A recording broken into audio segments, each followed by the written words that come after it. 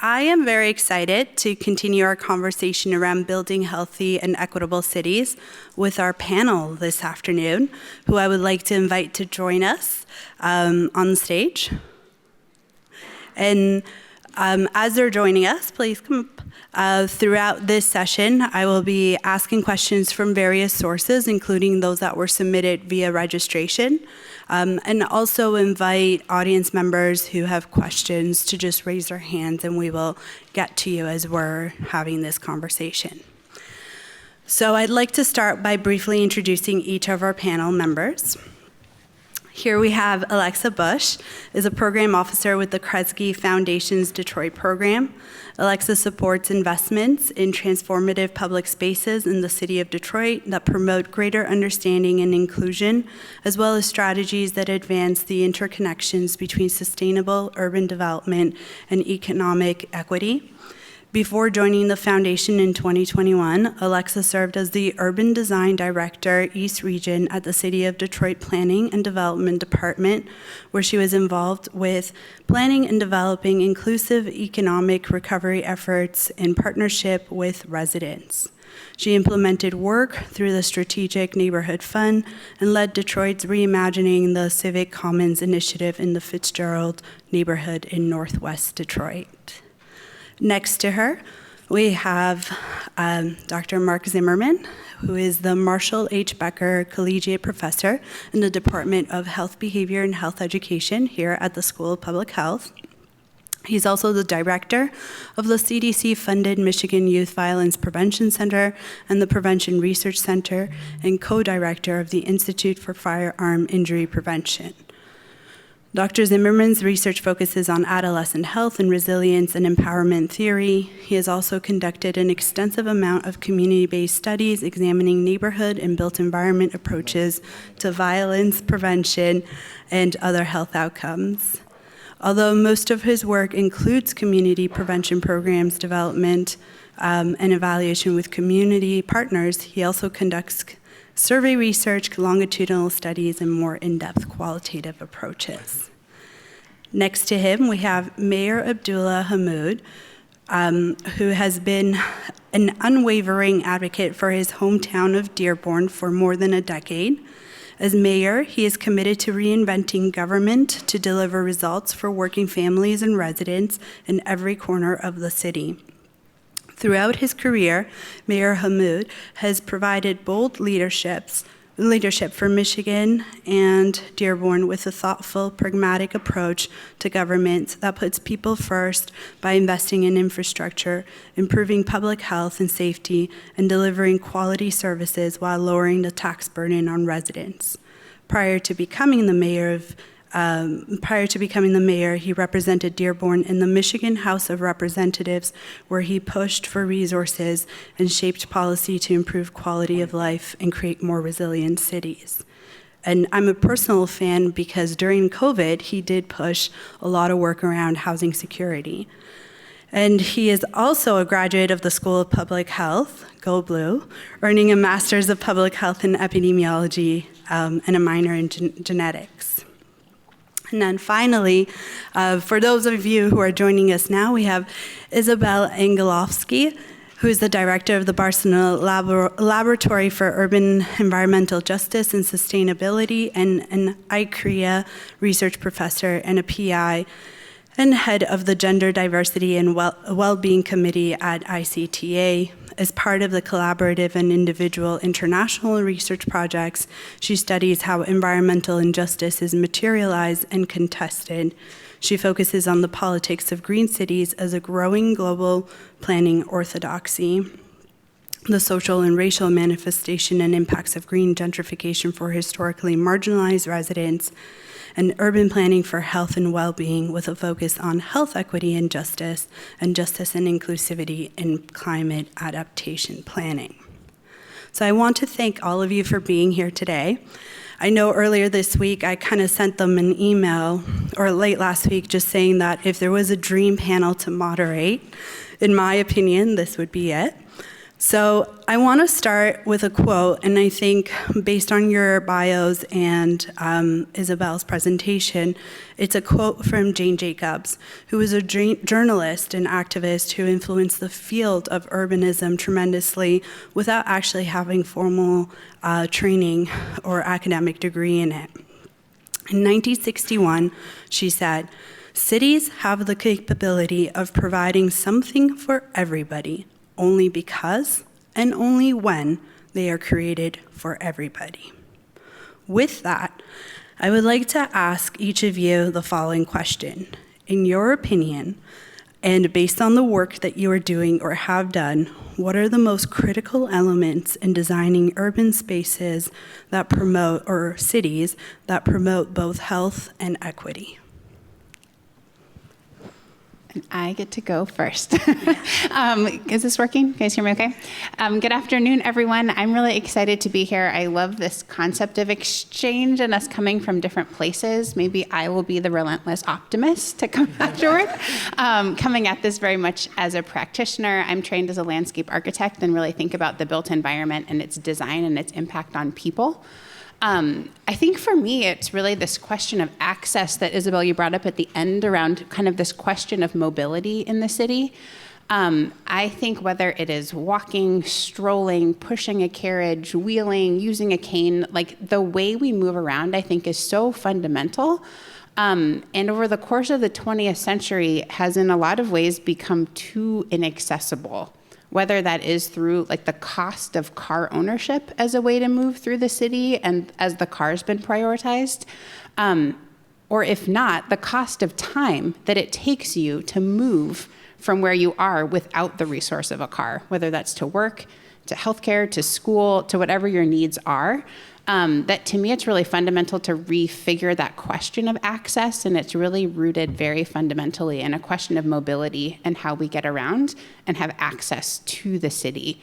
I think a lot of the work I've done is maybe in the vein of the idea of the 15-minute city, which is coming around in a certain sense, of trying to think about how the needs of residents might be met within 15 minutes of where they live. Again, this begs some bigger questions about folks who need to don't live proximate to work, and what do those pieces look like of the puzzle.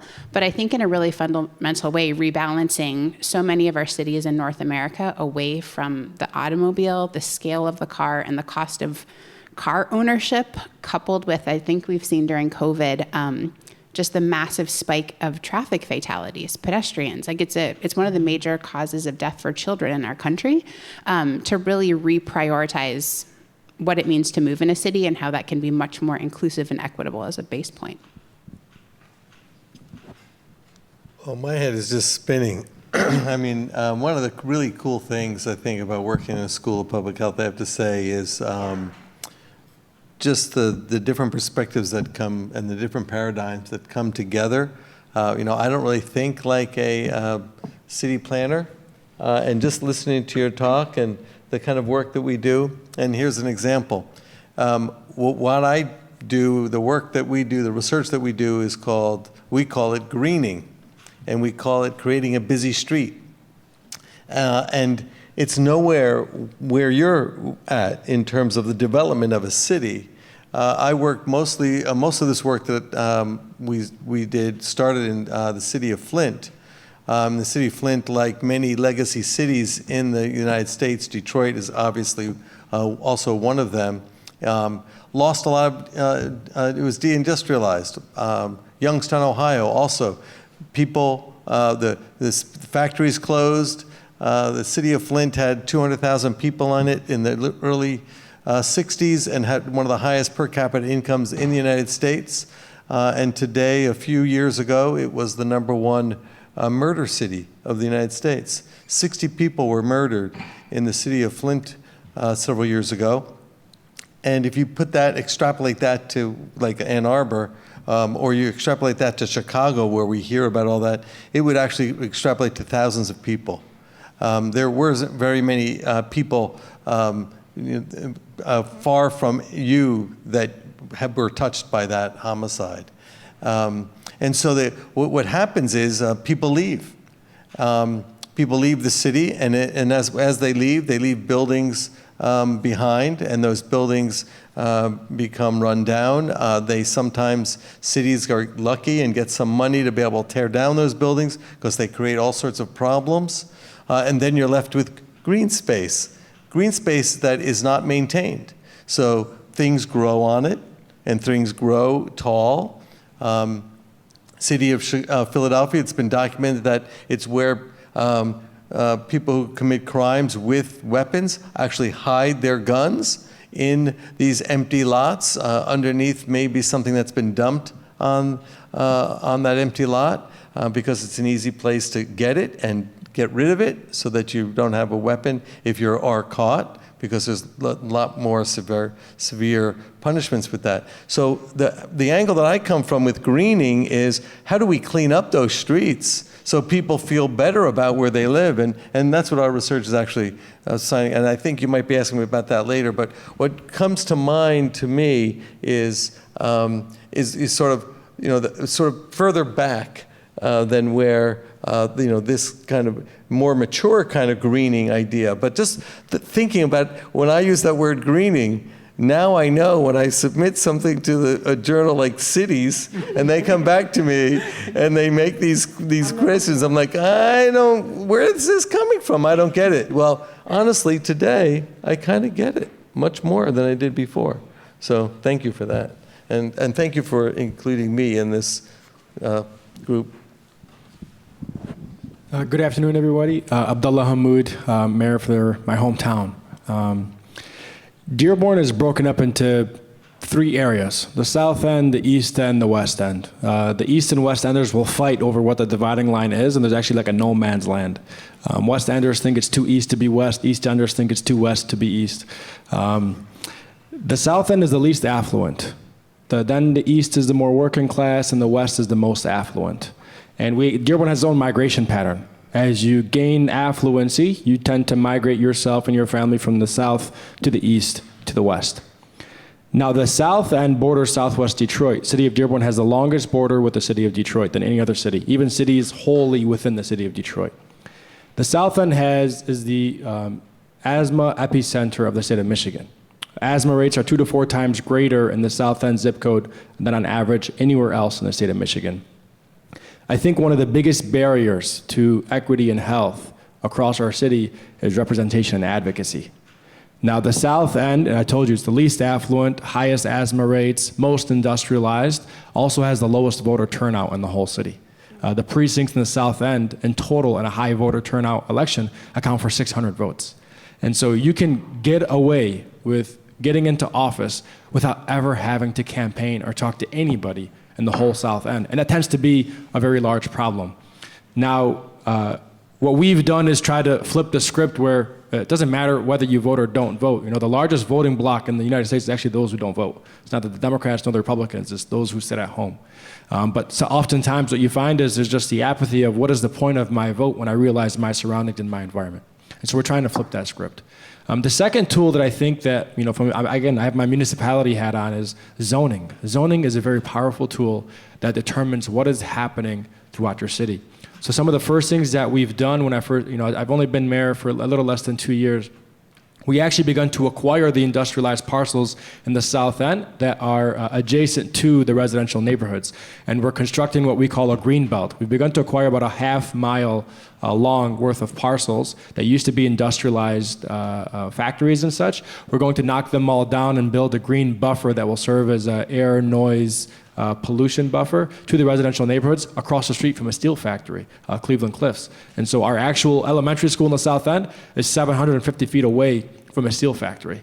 And so if you want like the best image of what it means to live in industrialized America, it's the children playground with the backdrop being the smokestacks of one of the largest steel factories in the state of Michigan.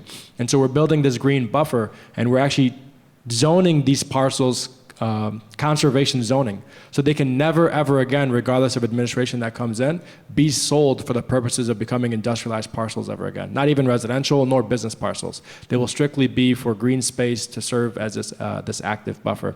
We're making these types of investments in the areas that are disproportionately impacted. And I think, to my earlier point, You just have to make sure that you're doing the work and communicating in the areas that do vote about investments that are happening in their neighborhood, and that buys you the political will in order for you to then make the investments in neighborhoods that have never seen such investments. That will go a long way. So I'll try to think about these reflections, also considering both the European and the American landscape. Some of the cities where we've seen that the work of urban green justice has been the most powerful is using some zoning changes that in Nantes, in the city that I was showing you, have been very powerful, because there, you would say, it's France, everyone is integrated, supposedly. That's not true. Everyone is equal. That's absolutely not true. But what is true is that when you have mayors who are on the more progressive side of the spectrum, they basically take no shit from anyone in the development world, and they say, if you want to build there, come and build there, but this is going to be under our own very strict designation, not only of zoning, but what exactly needs to be put in a neighborhood.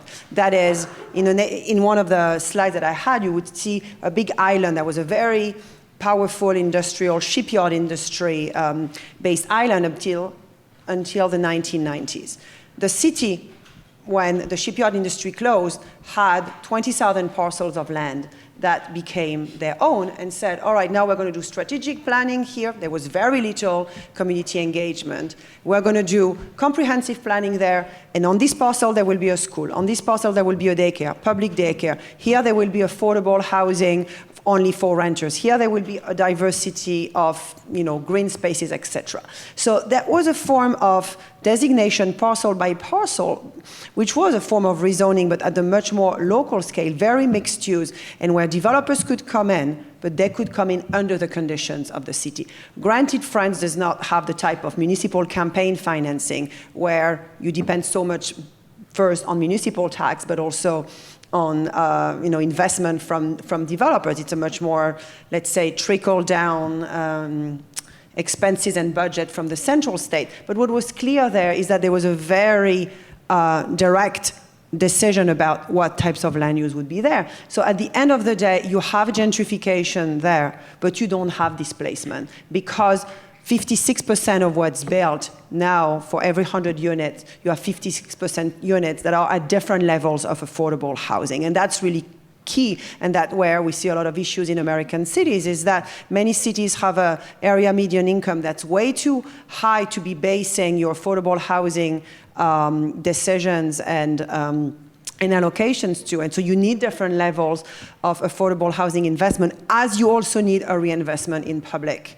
and affordable housing from the state. And that's where I will say that that is something also that from a political organizing needs to also take place, which is changing the narrative about what is public housing. It is not just housing for the most marginalized, the very poor, which was what the history of America has been about since the New Deal. It has to be a right for people at different income ranges and from different histories, family histories and family needs. So I would say that was something that worked very well. In the case of Barcelona, these green areas that I was showing you, these green axes, how did that get passed? Because of alliances within the municipal council between the socialist left, which is, believe it or not, coming from America, not the most left party. There's another one on the left, which was from the mayor, saying we have 6 months to try to reduce our violation of air quality measures from the WHO, and we're going to get it done. So in some ways, and I'm saying something against what I also very deeply believe in, which is community engagement. We're going to do community engagement, because if we do it, we're never going to get it done. And we have to put health at the center. So being able to flip the narrative, again, going back to what I was saying, to care and health, you build a different type of coalition, because no one can be against health and care, right? Or at least that's something that doesn't seem to trigger in Barcelona a very partisan narrative. And so they got it done in a way that was very, very well financed, using European Union post-COVID funding. So in a way, it's a bit what some of the Recovery Act from the Biden administration funding could be designated to, and the streets really changed. Like in 6 months, you saw the change. So the residents did not have to wait 20 years to see a new type of completely redesigned street and access to both better air and better green spaces. Thank you. And so along the lines of community engagement, I'm going to come back to you, Alexa, because you have that role as landscape architect, and also as the many different projects that Kresge has done in the city. And so I'm just wondering, how can cities foster more community engagement and inclusivity in the urban planning and decision-making processes to ensure that the needs of all residents are kind of considered? Yes, this is a great question, and I'm like, oh, where could I start? I think Mayor Hammoud's point about sort of the political will and courage is a really important part of it. I mean, I think, working in a government, in a political environment, there are really short timeframes of administrations. There are, electoral pressures put upon you. And it's kind of easy to replicate the power systems of the status quo because that's what's feeding you, that's what's feeding your campaign, and that's how you're getting it done. I think there can also be a very low tolerance sometimes for what I think is sort of the robust and contentious engagement that you will get if you're truly engaging with the type of multiracial democracy we aspire to have. It's not actually going to be this moment of kumbaya and consensus for the most part. And there is some real political courage, I think, to make space to have really difficult conversations, to dredge up, at times, decades of intentional disinvestment into certain people for certain reasons, to represent an institution that was responsible for some of those things, even if you personally weren't involved. You have to be willing to sort of step into that environment and take on the responsibility, and in some places you might be the only representative of that institution who's engaged with parts of the community who have been sort of deeply neglected and cut out by intention from the well-being of a community.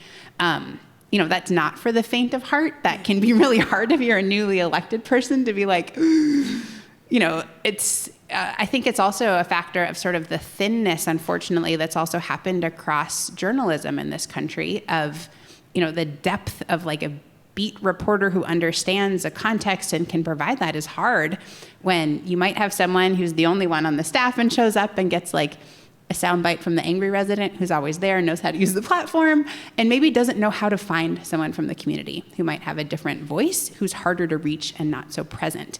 That you're kind of being beat up on multiple ends.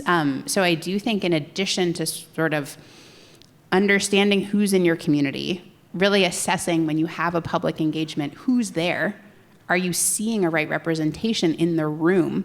And if not, how might you need to be really intentional about getting different points of view, or at least hearing from different points of view? But I do think there's a level of political courage in that we are not always encouraging or supporting amongst our public service professionals, amongst our electeds, especially in sort of the deeply polarized media environment we're in. I think those are all really big obstacles that I'm always happy to chat about because I think it's so important. But I think the way our systems are currently set up is not encouraging the type of engagement we need to actually do this work and make the impact that I think we aspire to have.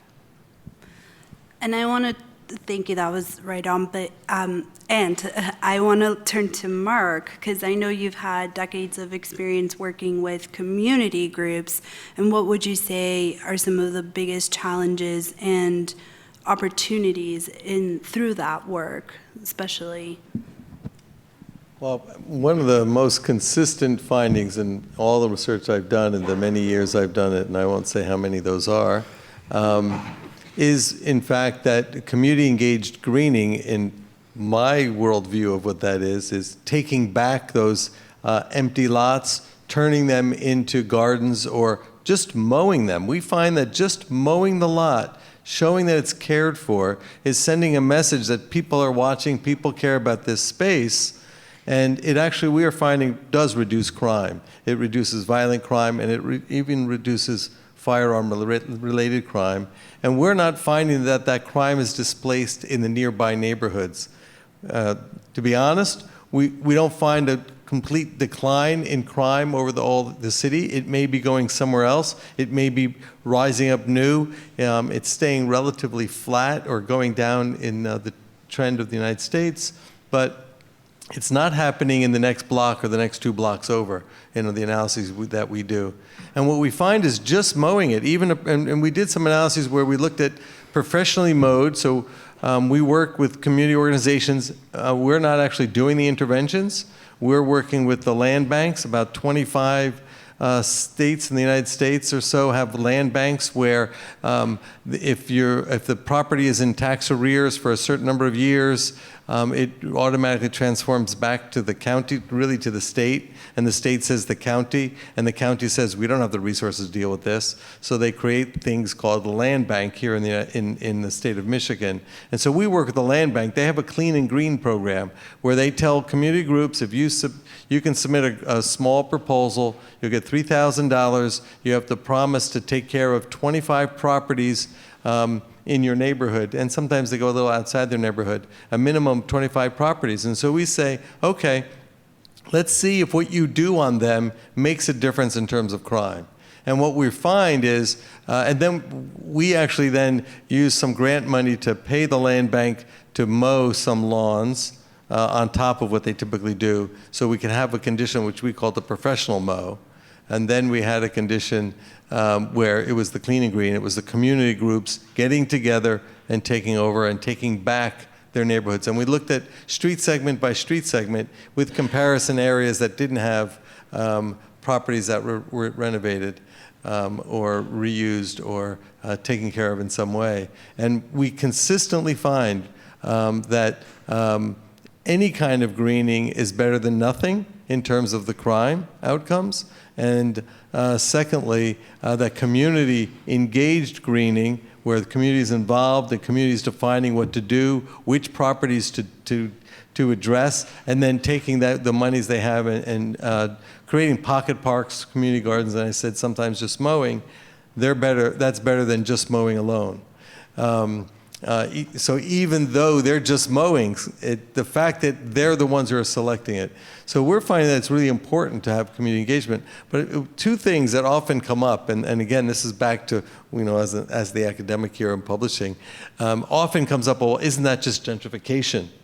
And our response to that is, well, no, it's not gentrification for several reasons. Imagine a street where if you are here in Ann Arbor, there might be 10 houses, 5 houses on each side of the street. In Flint and in Detroit and some other legacy cities like Youngstown, you could go on a street where there might be 2 houses where people are living in, maybe another 1 or 2 where there's squatters, and maybe another 1 or 2 that are just falling apart, and then several empty lots. Those are the kind of streets we're talking about, and we're talking about community engaged. This is not outside developers coming in and creating the kind of green space that we often think about. I now will think about when we say greening. We call that greening because it's the communities kind of taking back their neighborhoods. But the other thing that we often write about is their neighborhoods aren't like that because of anything they did. It's because of the racist policies, the redlining, the deindustrialization, jobs and people moving out and following the jobs out of the city, all beyond their control. And the people left behind are having now to deal with this. So that doesn't mean to say, and I want to say this very explicitly, that it's therefore the neighbors and the residents' responsibility to take back their neighborhoods. It has to be a partnership with the institutions that we've talked about today. They can't be alone, and we can't just put it on them to fix something that they didn't break in the first place. And by they, I mean the residents of those neighborhoods. So we sort of honor what's kind of already going on, and we document that actually it's making a difference in those cities. And we look at we've looked predominantly at police incident outcomes. That's been our main outcome. But we've done some qualitative and other survey data, and we're actually finding people feel better about themselves, their mental health improves, they feel better about their neighborhood, they feel better about their neighbors. And so there's all of these positive sort of social determinants that come up. And right now we're actually looking at what happens in terms of, are they exercising more because they're outside talking to each other more? Are they eating better because they're planting gardens in their neighborhood and talking about fresh vegetable cooking and that sort of thing? So we're in the middle of actually just beginning to analyze those data. Thank you. Any audience questions? Okay. Yeah. I grew up in Detroit, and I had experience with the public transportation. It seems to me that it was an issue for well over 70, 80 years, maybe beginning with the World War II era, when they did have a good system for the first part of the century with rail system, trolleys, and so forth. So the auto lobby, it's kind of well known within the circles of Detroit, conspired, and I'm not using the word loosely, to prevent mass transit. And during the 60s, when LBJ was in office, there was an abundant amount of money that could have been channeled to Detroit. It did go to other urban centers that accepted it, but Detroit never came up with a plan for public transit. So with that in mind, what are the obstacles now to developing the mobility issue there for Detroit? Is the auto, I guess this is a remnant at this point. I don't believe they have to exert any pressure anymore, because it's probably never going to occur to get a subway system or a vast mass transit system a la New York or Chicago, right? So. Yeah, I mean, I think there actually once was a proposal for subways in Detroit that died and clearly did not come to fruition. But you're correct. I think Detroit is one of the only major metropolitan areas in the U.S.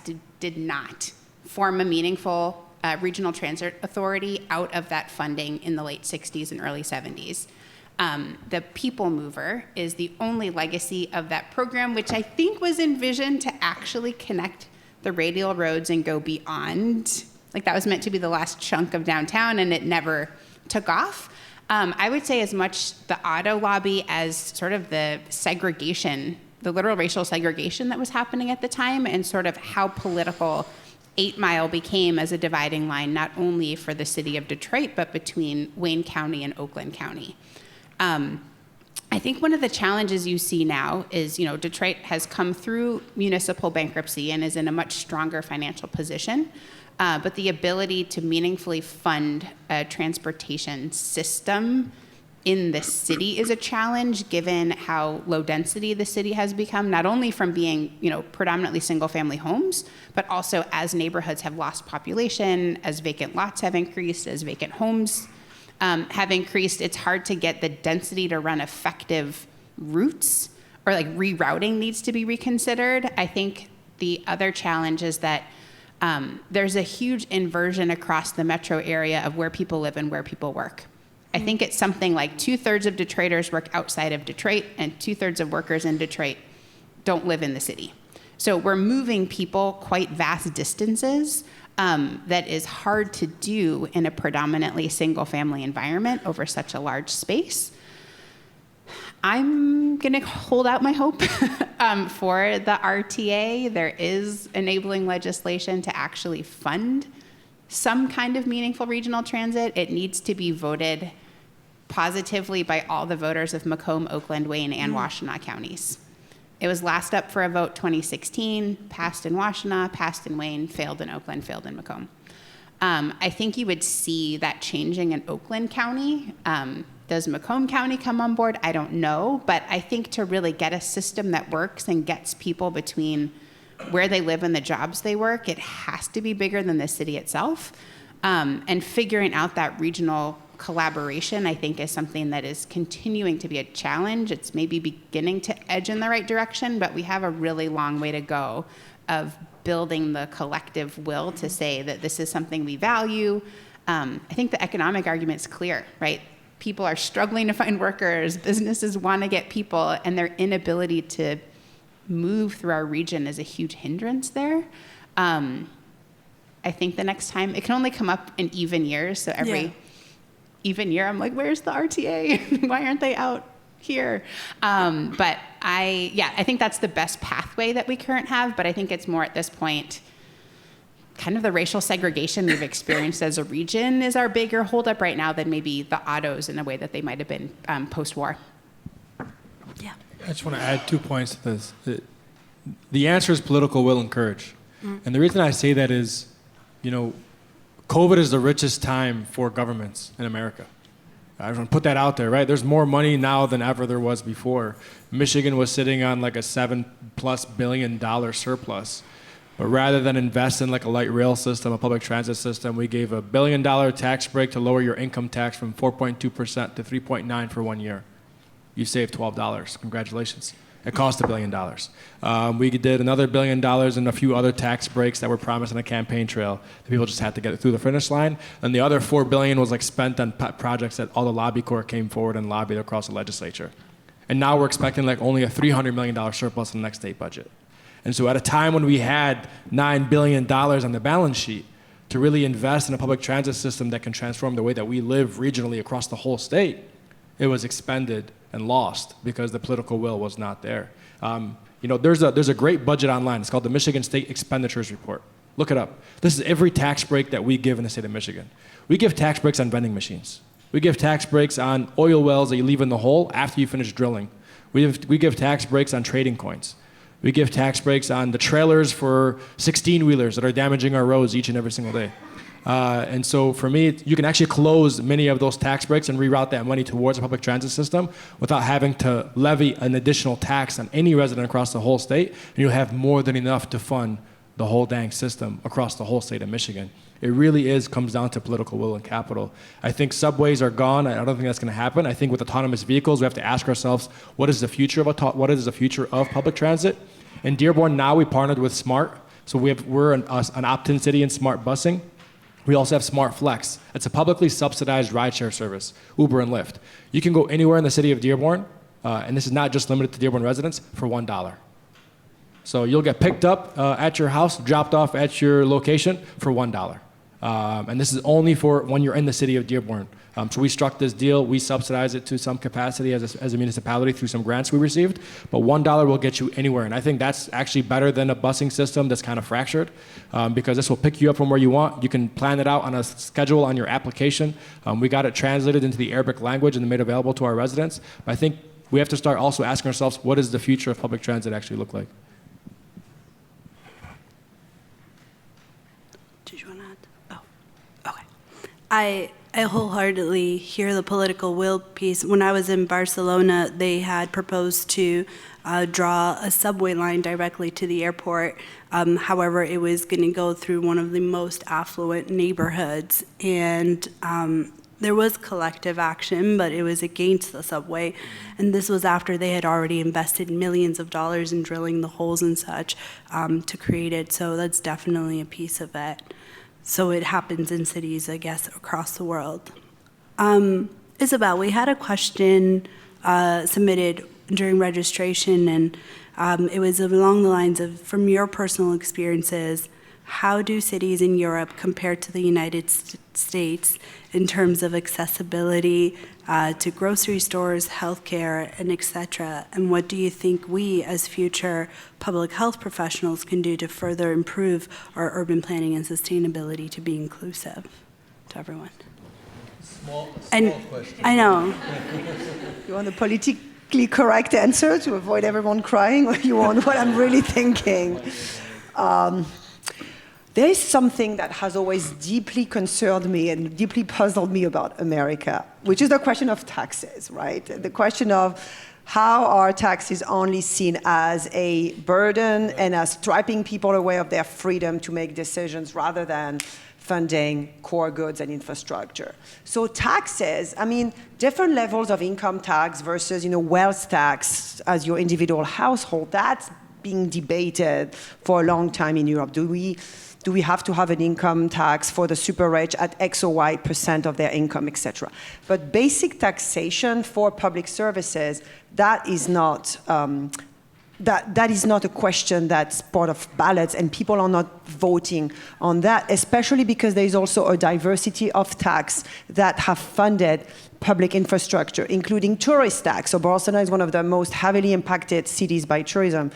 We all have fallen in love with Barcelona the first time we all went there, but it's a really burdened city. Well, the city has a tourist tax that's raising $20 million, 20 million euros a year just from tourism. We also are going to have a tax on cruise boats now, because that's also a huge impact on the environment. We have a tax on Airbnb. We have a tax on hotels and luxury buildings. We have a tax on empty buildings. So you can find many ways in which you can levy taxes that will actually fund public infrastructure. So that's one aspect that, in the end, taxation is seen as a way to redistribute infrastructure and fund infrastructure. And that's, as a result, we don't have a deficit, and a deficit of quality in number and in quality of public infrastructure.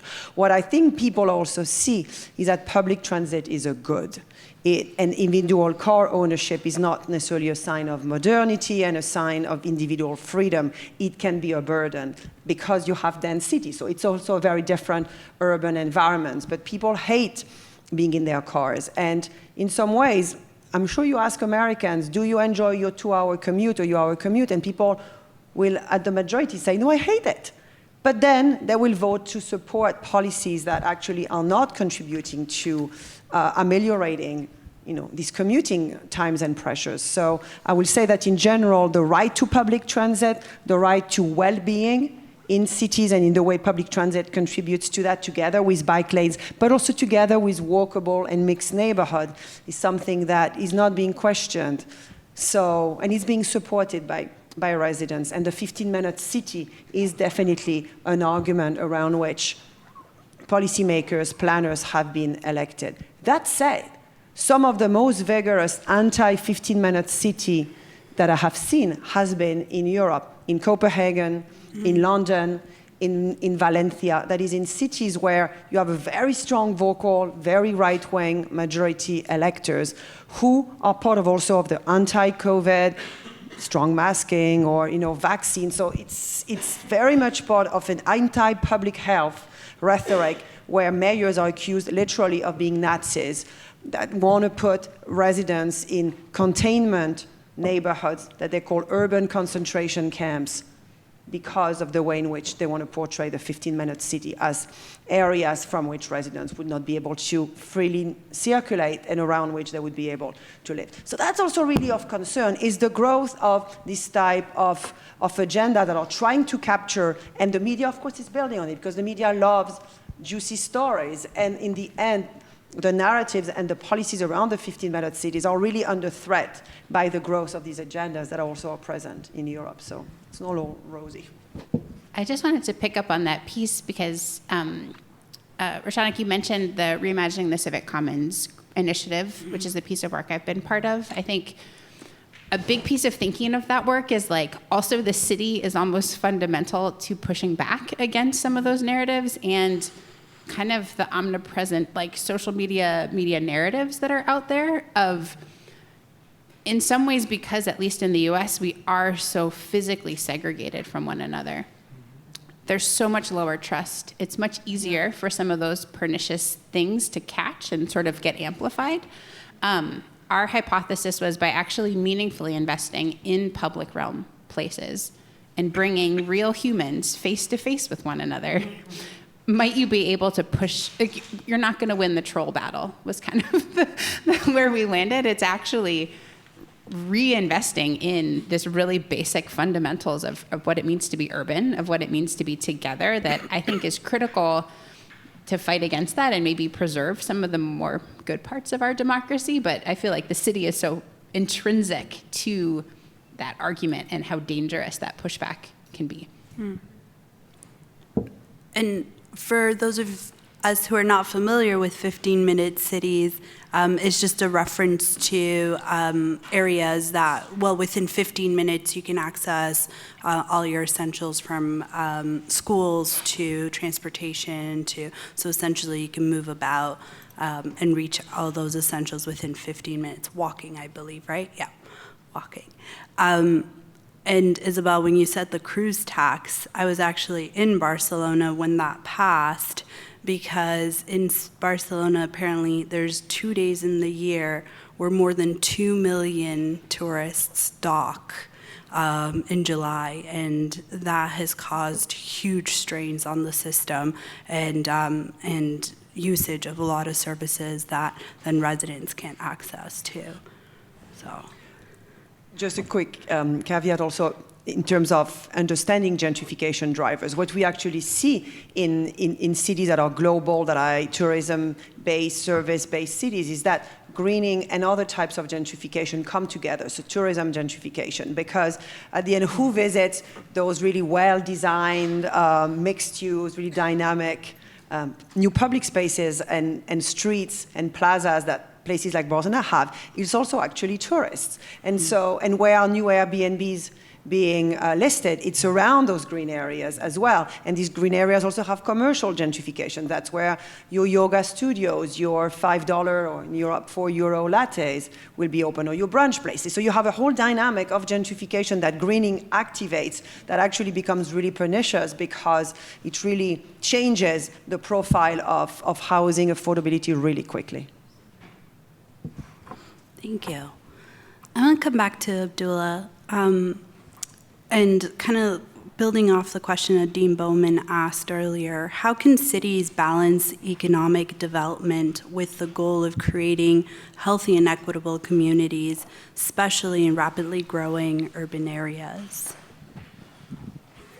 So fun fact, Dearborn is the fastest growing city in the state of Michigan. Grew 12% in the last census. We still believe it to be an undercount, and I think we're like amongst the top 15 cities in growth in the country. Economic development, there are two real fundamental ways to grow economically. There's the one that everybody tends to do, which is how many billions of dollars can I throw at this company to come move in and construct and give me the promise of 5,000 to 50,000 jobs that never really ends up coming to fruition. Then there's the more difficult pathway of economic development, which is investing in the small businesses you currently have in your city. If you provide them the tools, the assistance, the grants they need, they can double in size, they can add a second location, they hire locally, they train locally, they stay locally, and that one is the far more difficult one to actually accomplish, but it's because people don't want to put in the time and effort to actually get it done. The unique thing about Dearborn is we're like the anti-franchise city. You know, you want to have good food, I'm not telling you to go to, this place that sells falsified Mexican food, this place that sells chocolate hummus. That stuff doesn't exist in Dearborn. We sell authentic meals made by people and immigrants, and really that's what's given way to our economic development boom. A lot of the the businesses that are opening up in Dearborn are actually immigrants and refugees who have moved to the city, who have found ways to open up and open up their resources. And it's really helpful in that way. And I think it's extremely important to keep that local lens on. When an economic developer comes to our doors, we now have like several policies in the books that tell us, one, we have like our own green lens that we apply to any economic development that has to happen. Two, anybody that's trying to build housing, we have a requirement for some level of workforce housing. We've realized the term affordable housing is throwing off many neighborhoods in our city, so we try to say workforce-ready housing, folks who are just graduating, who are just entering the workforce, for them to be able to afford to live in this neighborhood. So we're being mindful of that. And we're trying to be more proactive.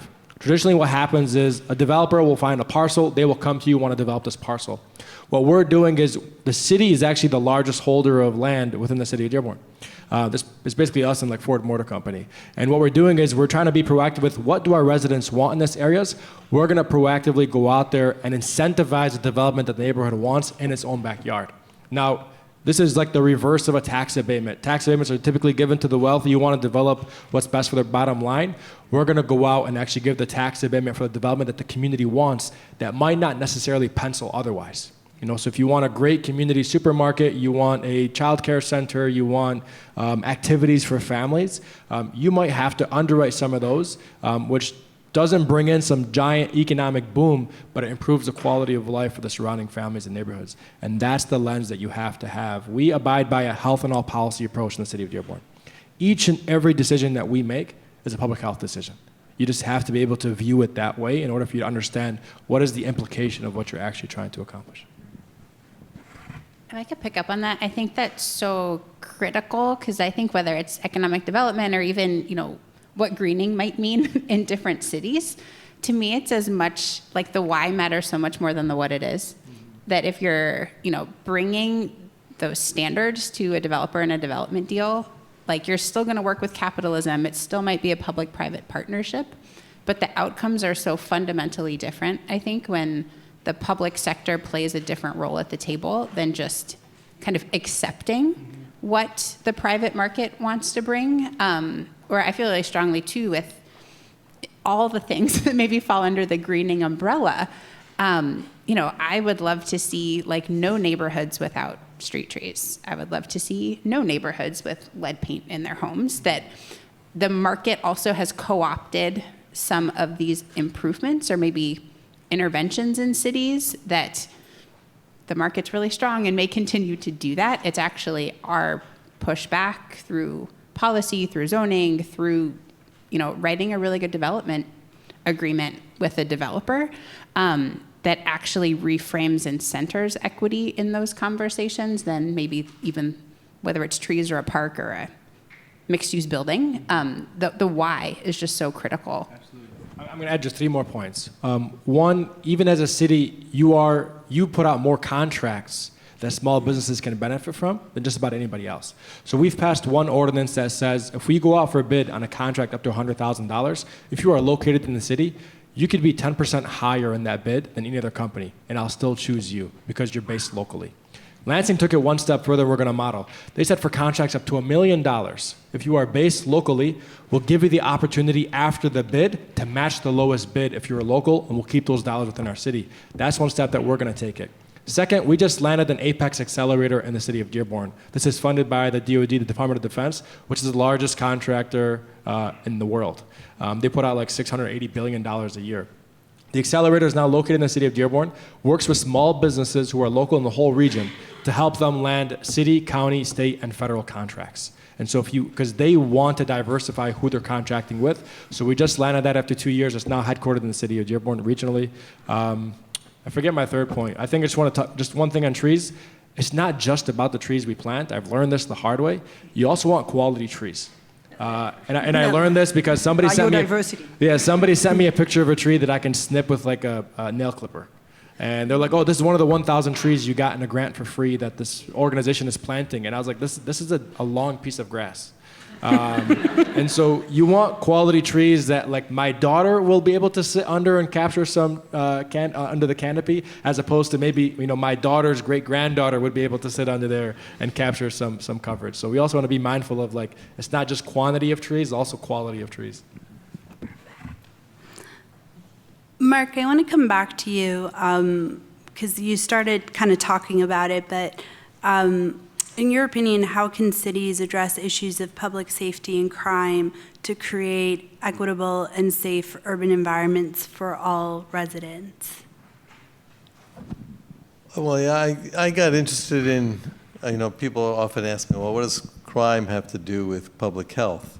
I had recently had a student email me, or former student email me, who was in the department about 15 years ago when I was chair of my department. And she said, when I was a student, you were doing this violent stuff, and I didn't understand how that was public health and really wondered about it.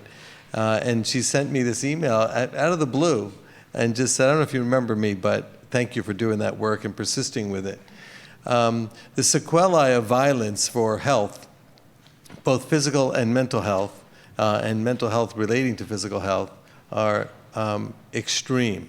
The CDC has this graph where they have a picture, the National Center for Injury Prevention at the CDC, Injury Prevention and Control, has a graph where violence is in the middle and all the different things it affects. And I once used that figure and pointed to all the research that we have found to be related. Early pregnancy, unwanted and early pregnancy, drug use, cigarette use, mental distress, suicide, just on and on and on. And so, what we're starting to do now is looking at some of the mechanisms and trying to sort of establish an empirical base that's not necessarily just the direct effects, but some of the, how it operates to create these negative outcomes, these sequelae. And then what we really try to do, talking about resilient cities, we try to focus on what's positive that we can do. So the idea that I mentioned before of busy streets, we said, well, how do we create a busy street? Eyes on the street, people interacting in positive ways. How do we transform cities that are, or street segments? And we're talking, corner to corner. We're at that, granular level. We're not talking necessarily neighborhoods or big cities and transportation. We're talking about corner to corner, just talking to your neighbors. And it's been just surprising to me how we're still talking today about how violence is a public health problem. People are still not convinced that it's a criminology issue. And we're working hard on kind of transforming that idea. But I don't know if that directly answers your question, but that, it kind of grows from there.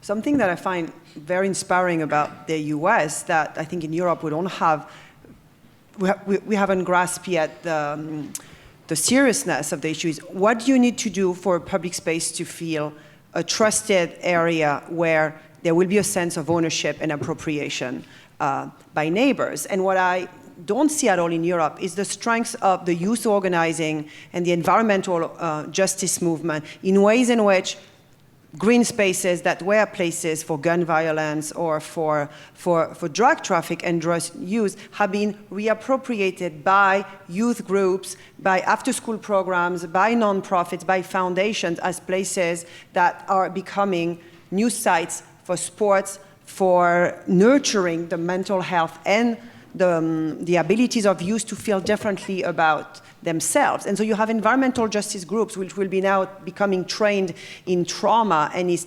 post-trauma training in ways that can really change the outlooks of youth as well and make them be organizers. So at the end of the day, you have basketball courts in Boston, or you have community gardens, or you have parks that become centers for youth training and organizing, changing again the form of self-esteem and trust between each other, and in the end, lowering the level of violence in the entire community without pushing it away.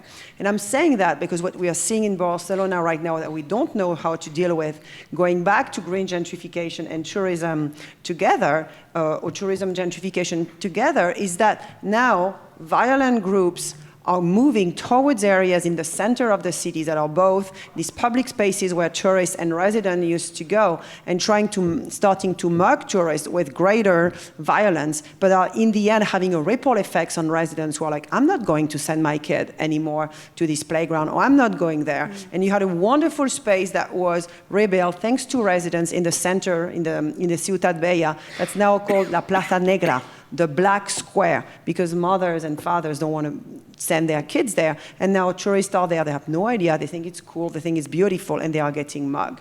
And at the end of the day, what you also see is an increase in obesity rates, because when nurses in Barcelona, you have a lot of at-home nurses who go for kids vaccination and other care within the homes of migrant families in particular. That's one of the great things. They say, God, there's an increase, there's a peak in obesity in this neighborhood. And basically what they have realized is that kids don't go out anymore.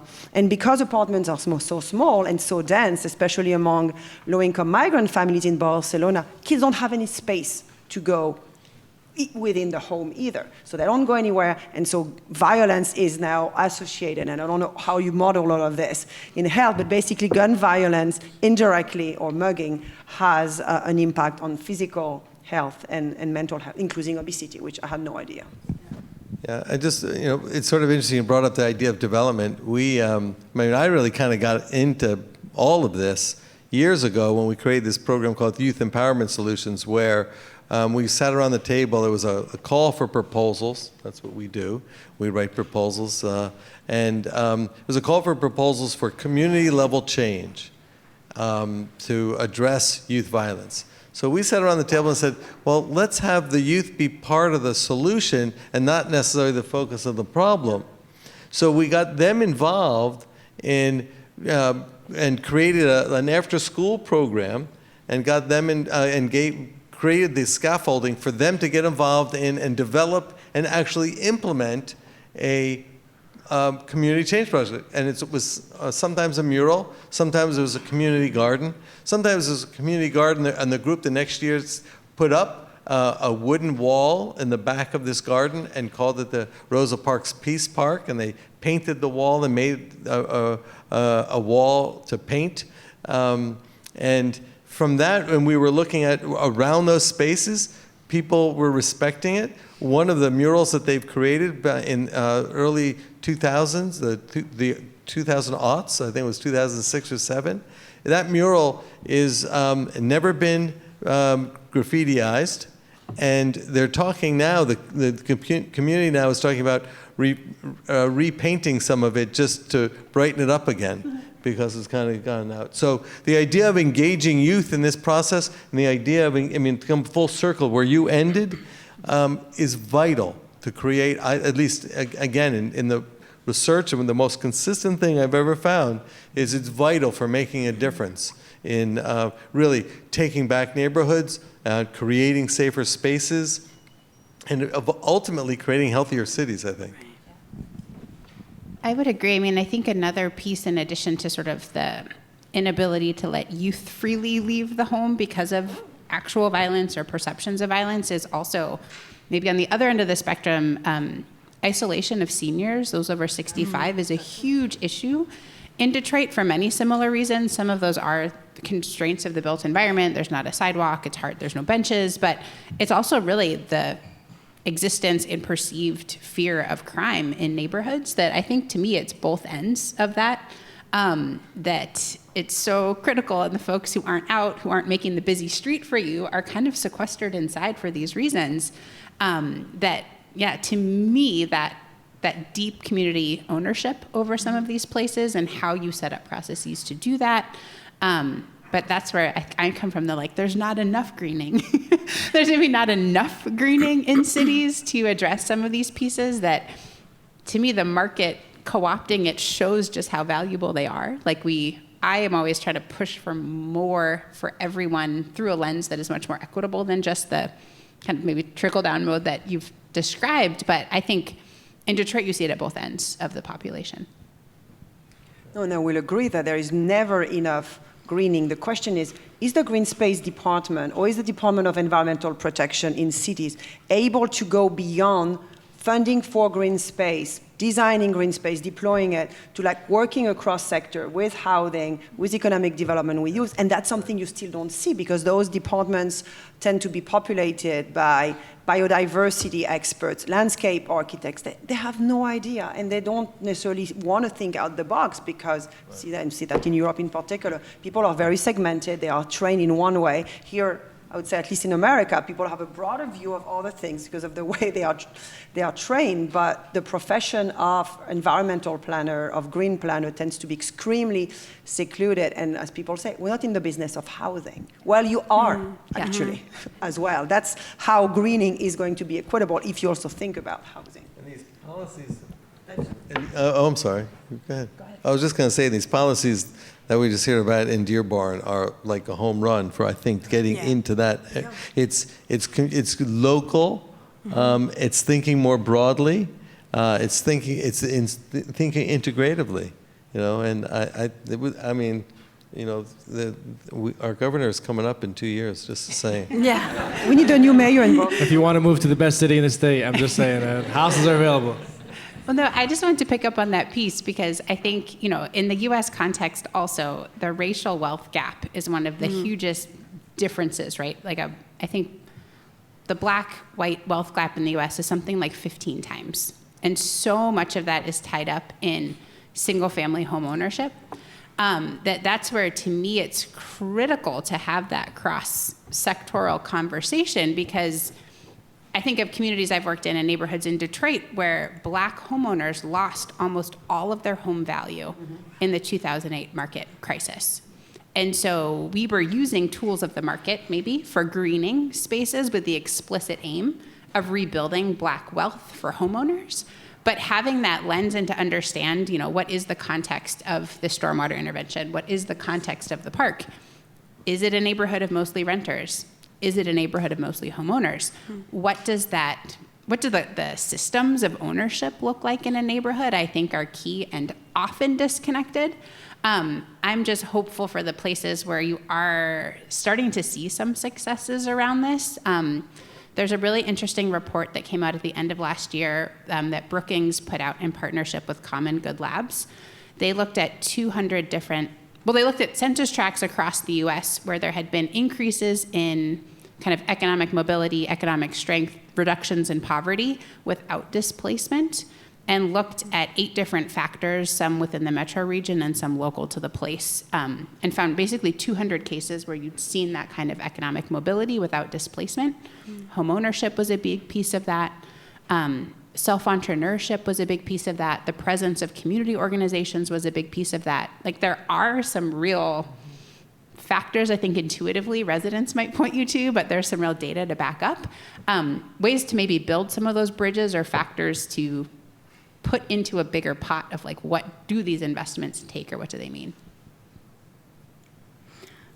And I guess this kind of makes me think a little bit about, in the last, I would say, couple of years, we've been talking more about reparations, right? And what does that look like? And there's a lot of ideas towards what that means, but what, in your opinions or in your thoughts, like, what could be some of those changes in the cities, or how could reparations improve that equitable or that wealth gap, the racial wealth gap and such? Or do you have examples that you've seen? Sorry, it's a loaded question. I don't have, but I know reparations is largely a conversation for the Black African-American community. I don't have a large Black African-American community in Dearborn, but I'll talk to you about what we do to try to address the wealth gap and the inequities that we have. It's all public health oriented. Look at some of the statistics about what improves lifetime earnings. Reading. Reading actually improves lifetime earnings. So one of the projects that we endeavored upon when I was a state rep was to create an endowment fund. We put in about $3 million in that endowment fund, and now it produces enough principal to cover the Dolly Parton Imagination Library for all Dearborn residents forever. And so that's a free book mailed to your house for all kids between 0 through 5 every single month, mailed at no expense. The reason we did it through an endowment fund is when times get tough in a recession, it's the first program that gets cut. And so in our conversation, we said, great, put in an endowment fund so nobody can ever touch it. And all the additional principal, we actually now spend it on special education services within Dearborn Public Schools. And so that's the 2 things we do there. Secondly, right now we have 40 single-family plots that are around a mosque that was built just in 2019, and now that neighborhood is booming. We own 40 family plots there, though, and a lot of the families in that area are renters. That's where renters are actually higher than home ownership. So what we're doing is we're partnering with a developer. We're going to give up the parcels, ideally when we go off a bit, at no cost. We're going to set what the price has to be for home ownership when they go to sell these parcels, and we're going to give the preference to those who are living in these neighborhoods who have been renters for X amount of years, who have demonstrated that they can pay, and then we'll assist them with the down payment when it comes. So that way we can transition hopefully 40 families out of being renters in this neighborhood to becoming homeowners in this neighborhood, and then giving them the opportunity to generate wealth and pass on. We have begun a startup competition for children between ages of 8 and through 13. We did it the first time this year. We had 50 children show up with their own business ideas. Some as sophisticated as using 3D printers to build their own designer helmets. Now we're about to launch one for high school students, and we're going to start seeding it with actual cash. And so if you win, we're going to give you $10,000, $20,000 that we'll put into your account that'll mature while you're still in school. And when you finish, you get the lump sum to use whatever you want. You want to go to college? Go to college. You want to open up a business? Open up a business. You want to go to the trades? Go to the trades. You deserve this money. We're not going to tie you down with what you should be using it for. And so cities have the dollars. We have so many ways to come up with the dollars.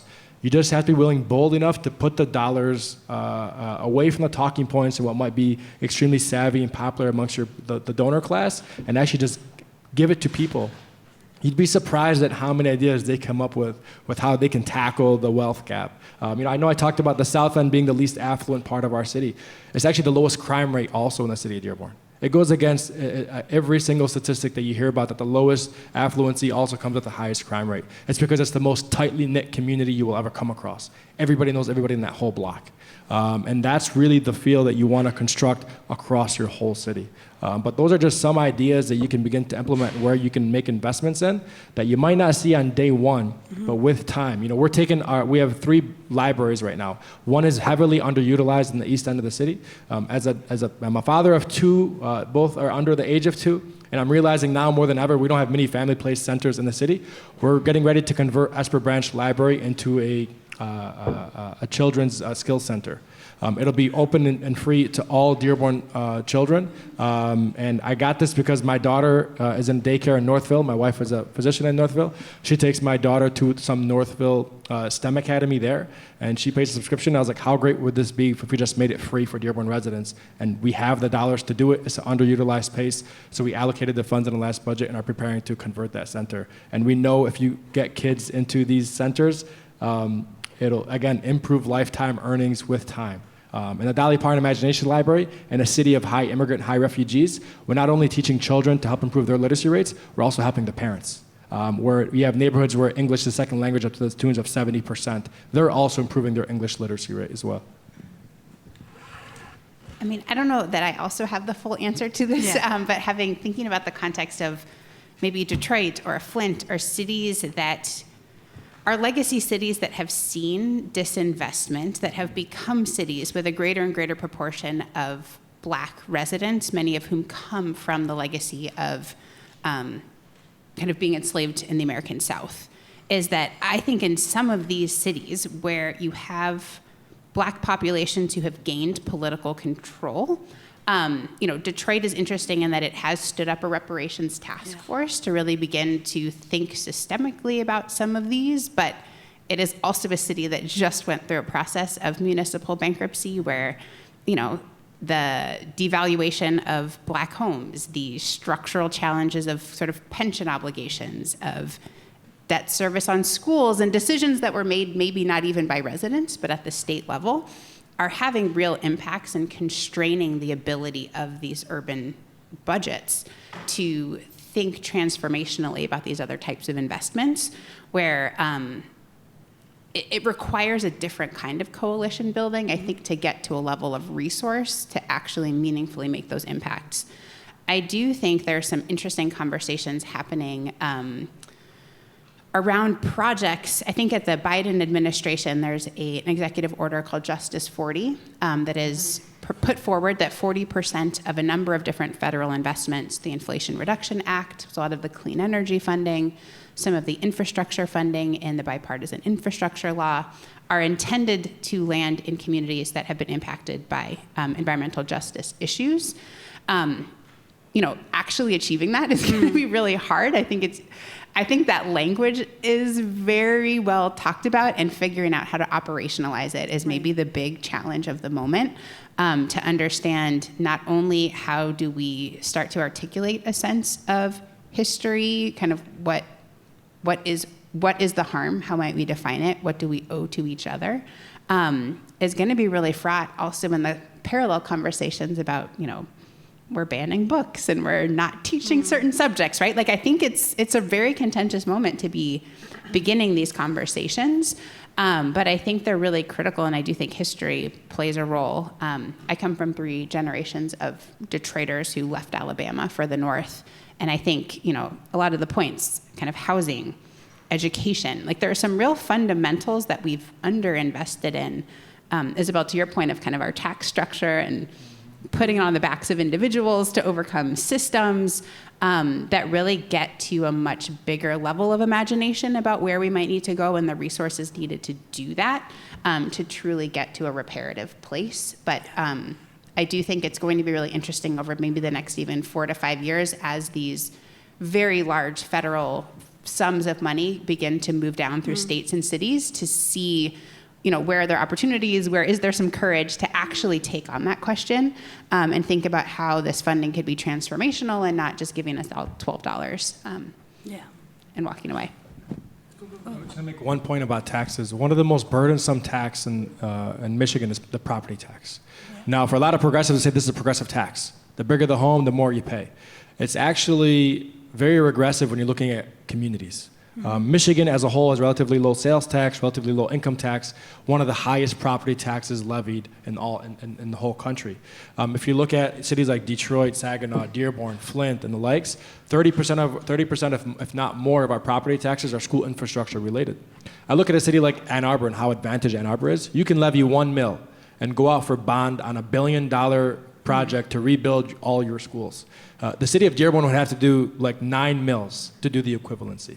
On top of that, we also charge an additional 30% surcharge if you're a renter, right? If you're non-homesteaded, you're going to pay 30% more in property taxes. And I promise you, the landowner is not paying that tax. He's just levying it down to the renter who has to pay much more. And so our tax system is so broken. You talk about hotel tax, legislation just passed last week in the House. It was supposed to allow municipalities to levy, I think, up to 3% on hotels and motels. They got so scared in passing it, they limited it just to Kent County and Grand Rapids because they had a project in the pipeline, and no other city can do it. You want to talk about sales tax? We can't levy localized sales tax and increase those in order for us to get more dollars from tourists or visitors who are coming through our city. We have no Airbnb tax. We don't have a rideshare tax, whether it's on Uber or Lyft.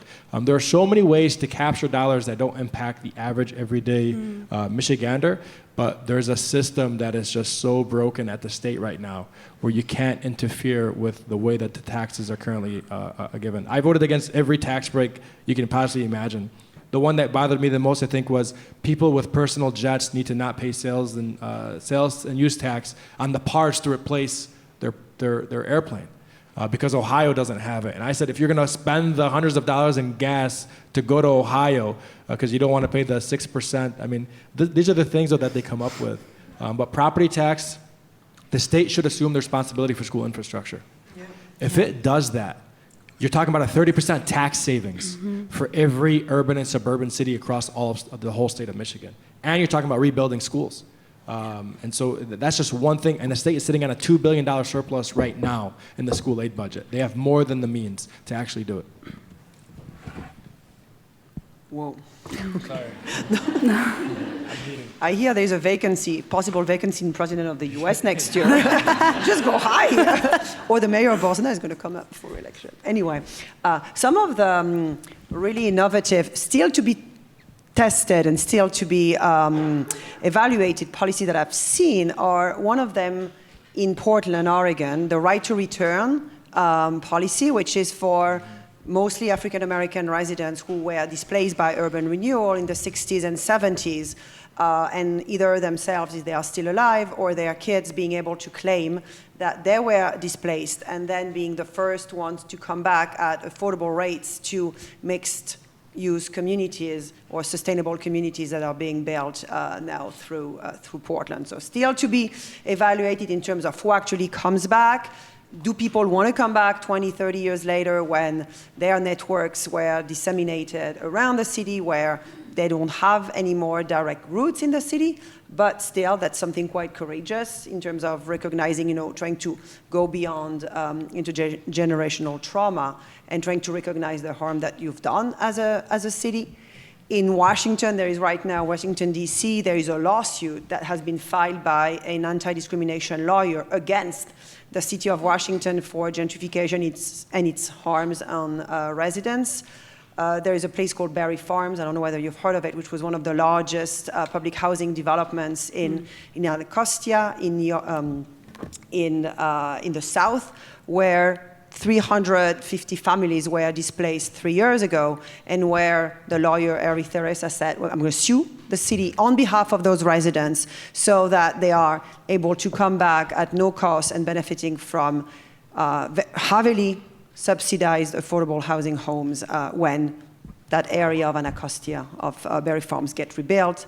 now in the next few years for a sustainable communities framework. So let's see where that's going. It's hugely difficult to litigate, but it's also creating a precedent. So the question is, what type of new narratives can you create around those rights, around those policies that can be heavily progressive, and where also are cities recognizing their responsibility, and what can they counter as the harms that past generations of planning agencies have produced. So 2 examples.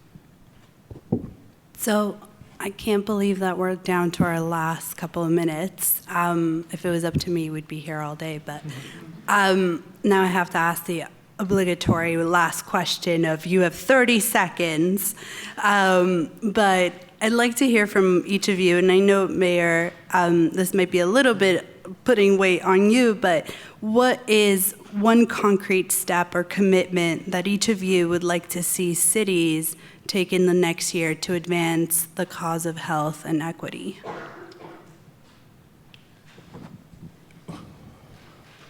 That's like... You can be a resident in this question. I firmly believe in a health and all policy approach. With that said, I think health communication is probably the strongest tools municipalities have that they don't utilize. As governments, you need trust of the people in order for you to accomplish bold agendas. That's just like the simple formula. The reality is, though, you only hear from us, or we only hear from you, when government doesn't work. Your garbage doesn't get picked up, I get a call. GFL tipped your can on accident, I get a post on social media. Flooding occurred, you get a call. You don't reach out to government when your garbage does get picked up. When it rained 5 inches under 24 hours and your basement did not flood. When you have your parks being mowed and are greened the right way, we're not getting phone calls there. So we as a government have the duty of demonstrating to our residents on a daily basis of what it is that we're actually doing. You want to talk about value for your dollar, we have to demonstrate it. We don't communicate it enough. If we can communicate the wins that you don't see on a daily basis, that builds us the capacity then to be a little bit more bold, to maybe ask for additional resources. But it only happens through health communications. If you're not communicating properly, you're not going to get anywhere. If you only come around and ask for a tax hike to rebuild the schools once every 15 years, but don't talk about what you're doing within those 15 years, you're going to lose that ballot initiative. And so I think if there's one thing I would advocate for all of you to push onto your municipality, is for them to communicate to you what they're doing each and every single day. Elected officials will tell you, hey, it's too complicated. We can't tell you about it. I also think that's bullshit. And it's because people have the capacity to understand what's actually unfolding. It doesn't have to be, it's not a very complex thing. I ran telling everybody I can be mayor, never having run a company that's 1,200 employees, $350 million, but you build a robust team, you can pretty much get anything done. And so just look at the NBA. They're all super teams now. So. Well, with my dean sitting in front of me, I better say something like evidence-based. I'm a data guy. I'm a data nerd, and I would say be systematic in collecting data to show that things are working, and then relating to that is also then being able to communicate what you're seeing that does make a difference, communicating that to both the rank and file everyday citizen, but also to the people who are making those resource decisions, the mayors and the city councils, and and thinking about policy in small p, not just big P. So that would be my answer. Is that okay? Would that work? I can go next. I mean, I think, unfortunately, we're going to see with the changes in climate, with the 5 inches of rain in 24 hours, that communities that are already bearing the most harm, these vulnerable communities, are going to continue to be on the front line of some of these challenges. That to the, with all the strength you have, to actually be much more intersectional with all of government resources you have, to bring your housing departments with your parks departments, your economic development team, and leverage your very fragmented resources toward better outcomes. I think there's a lot more power cities could have that they aren't using to really address these in different ways, and even small wins can start to catalyze some change. Maybe because I'm a qualitative researcher, I can't think about one answer. I have to make it complex. The first aspect that comes to mind is going back on what you're saying, which I think is brilliant, is the question of changing the framework of how and what you communicate that you do. So if we think about climate change as a crisis, it's not working out. People are not buying it, even though half of Canada or a third of Canada burned last year. That's not enough for people to seem to believe that climate change is real. But if we can think about communications around climate change and the policies around it, around climate health justice, that is, we're going to try to have this ripple down or this cascading effect around taking care of our ecosystems, our environment, and our people, in the sense that you put care at the center, and I'm going back to these cities of care or caring cities, that hopefully can be a way to be less polarizing and try to have this narrative and then this ability to bring people around core goals that bring together the climate, the health, and the justice of our city. So that's one aspect that I think is really key, is how to change the communication that you do around these key policies that governments have to grapple with and will be much more at the center of their work over the next 20 years. The other aspect has to do with campaign financing and municipal financing. That is that this current system where developers are, and I'm talking about not cities in maybe the types of dire economic or post-industrial context that quite a few cities in Michigan appear to be. But I'm talking about cities that are literally governed by developers and by the way in which there are no rules to how permitting seems to be given, what size of buildings, that 80% of all buildings are luxury buildings. If you look at what's being built in Boston, what's being built in Washington, there needs to be a change in terms of how our cities financed and what is being financed by what in cities. You are talking about schools. It's absolutely insane to see that schools are being financed mostly by property taxes, by municipal ones, and not by the state. It's absolutely mind-blowing to me. But if you don't change that, and if you don't have advocacy coming from cities, there is the Covenant of Mayors, there are C40, there are different types of mayoral alliances in the US that hopefully can also have that aspect of finances and campaigning at the center of their work, because otherwise you won't be able to address some of these core issues. Thank you. So I just want to give you, say a big thank you. And I think you've also helped me build a case that I've been trying to build for my chair, that I want to teach a course on property tax as a determinant of health, because it's very important. And I just really want to thank for the health in all policies, because I think that is critical. And I'd like to hopefully take some credit that was some of the stuff that you learned while you were at Michigan, because especially it's something that we really try to teach our students. So thank you so much to each and every one of you for taking the time to be here today. Again, dream panel. And we'll move on to the next stage, which I believe is a 15-minute break, and then which will be followed up with lightning talk. So I hope you stay with us. Thank you.